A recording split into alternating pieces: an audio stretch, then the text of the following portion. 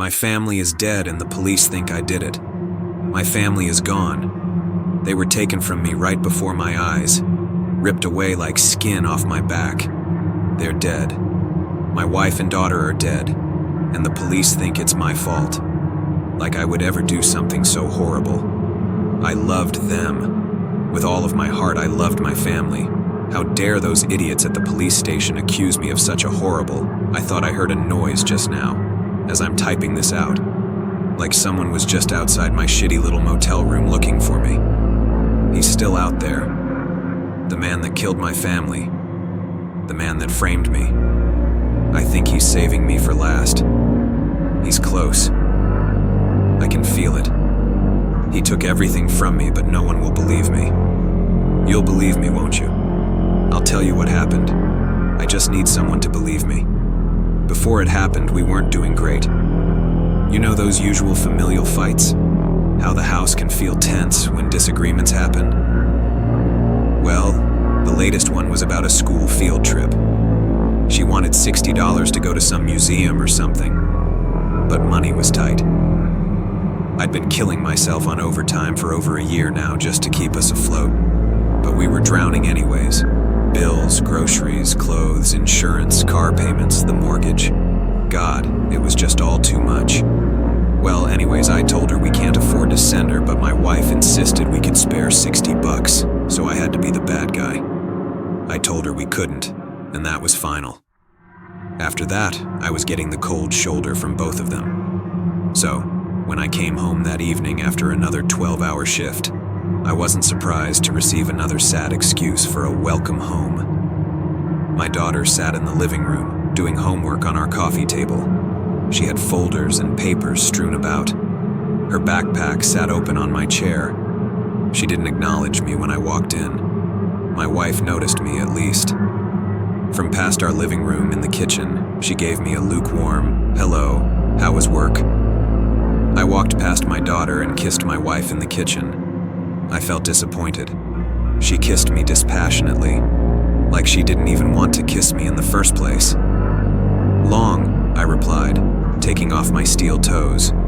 "How's dinner coming?" "It's going all right. I'm working with what I have. Did you go to the store on your way home?"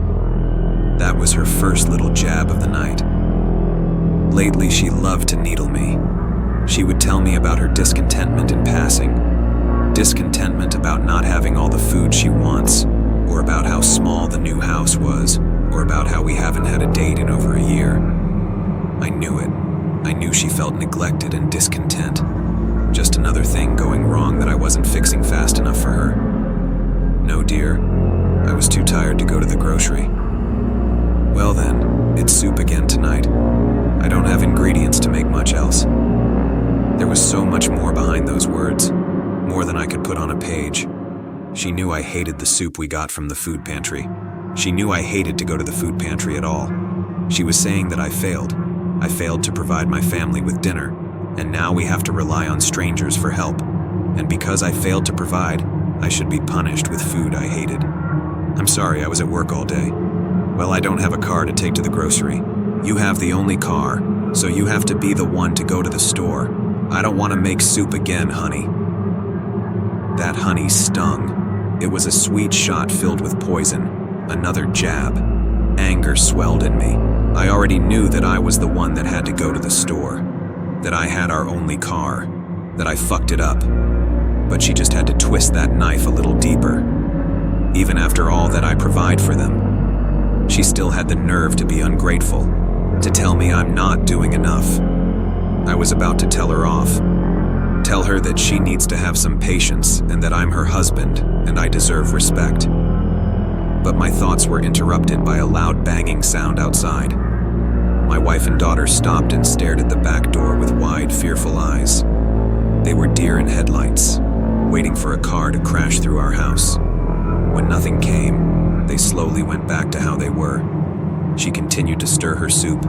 My daughter went back to her homework, and I just sat at the dining room table. I took a breath and tried to calm down. I was too exhausted to have another fight. Wordlessly, I went to go sit in the living room. My daughter still didn't greet me. She wouldn't acknowledge me at all. But she knew I was there. I could tell. She was tense, nervous. She acted like a bomb just sat right beside her. "Hey, kiddo." "Hi, Dad," she said quietly, as if anything louder might make me explode. "What you working on?" I asked with as much enthusiasm I could muster, hoping she would match it. "Schoolwork," she replied, dryly. She was a whole other issue. She had gone quiet a while back, disconnected herself.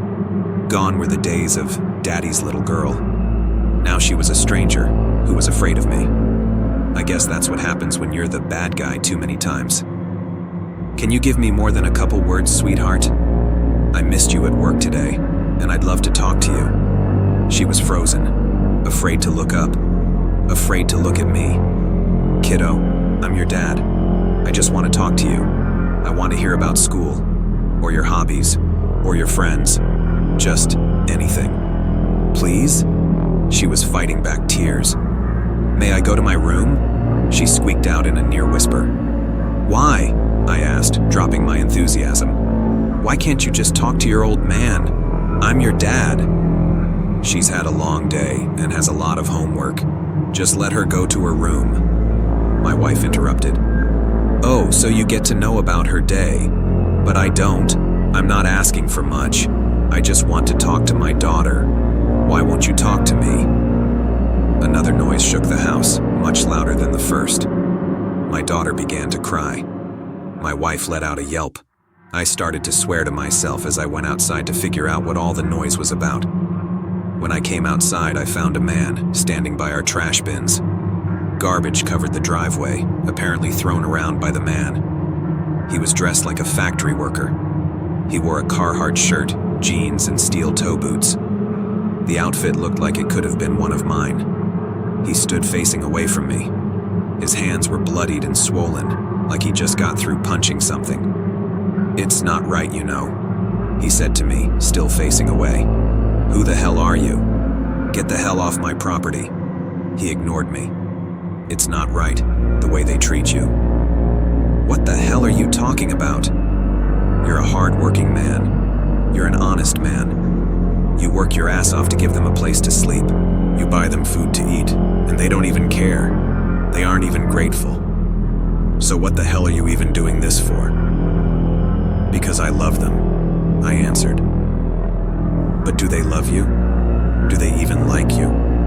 Do they even know you anymore? They don't treat you like a husband or a father.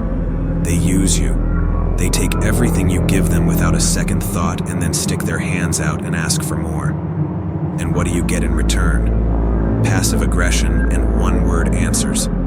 You give away all of your love and you get none in return. That's not true. Fuck you, man. You don't know what you're talking about. They love me. We're just in a rough spot right now, that's all," I told him. My heart was beating out of my chest, threatening to burst with anger at the nerve of the stranger. But somewhere, deep down, I felt he was right. I did feel used, unappreciated, empty. You're lying to yourself. You're letting yourself be deceived by them. She doesn't love you anymore. She thinks you're weak, worthless. She asks for too much. How much are you expected to give her? You've given all you have and it isn't enough. You're not enough for her. Hers is a special kind of cruelty. Does it make your blood boil that that parasite leeches off of you without a care for her host? And your daughter, how endlessly frustrating. How much effort does it take? How much can you try when she won't even look at you? She's scared of you, and for what? Trying to be a loving father, trying to talk to his daughter. How many times do you have to roll that boulder up the hill before you realize that she doesn't love you either? They hate you. They're killing you. They pile the world onto your shoulders and hate that you fall under the weight. They deserve to know how much you hurt. He turned to me and I saw his face. He looked like a tired man, stretched too thin. Dark circles hung under his eyes. His hair was oily and unwashed. His mouth was dry with cracked lips. Every feature on his face was twisted in disgust, hatred, rage. His breathing was heavy. His hands shook with adrenaline. His eyes locked onto mine, and I realized two things. He looked exactly like me, and he was holding one of our kitchen knives. I became stuck, completely unable to move. My doppelganger seemed to know this. He paid me no mind as he walked past me. I tried to run. I tried to move at all, but nothing happened. I was a passenger in my own body, with no control. He turned me, so I was facing my house. I was forced to stand there and watch it all unfold through the windows. I saw him stomp up to my door and let himself inside, slamming the door back shut. I heard the man rampage through my house. He slammed the soup off the stove, letting the giant pot clatter loudly into the wall. My wife screamed my name. I struggled for control again, but I had none. I heard my own voice scream out in anger before my wife was stabbed. The sound of steel on bone pierced my ears. I saw her eyes. She gurgled in pain as her lungs filled with blood. I heard her ribs snap. All the while, a voice like mine screamed incomprehensibly in a rage about love and patience and kindness. I heard my daughter crying. I knew she was as frozen as I was, powerless to stop what came next. "Why won't you just talk to me?" My voice came from inside my house, muffled through the walls. She suffered the same fate as her mother. I was still frozen as the back door opened. He walked leisurely over to me. Blood spattered his shirt. It wicketed wildly, rolling off the hydrophobic fabric and dripped onto the pavement. His arms were buried in raised scratch marks, defensive wounds from my wife fighting back.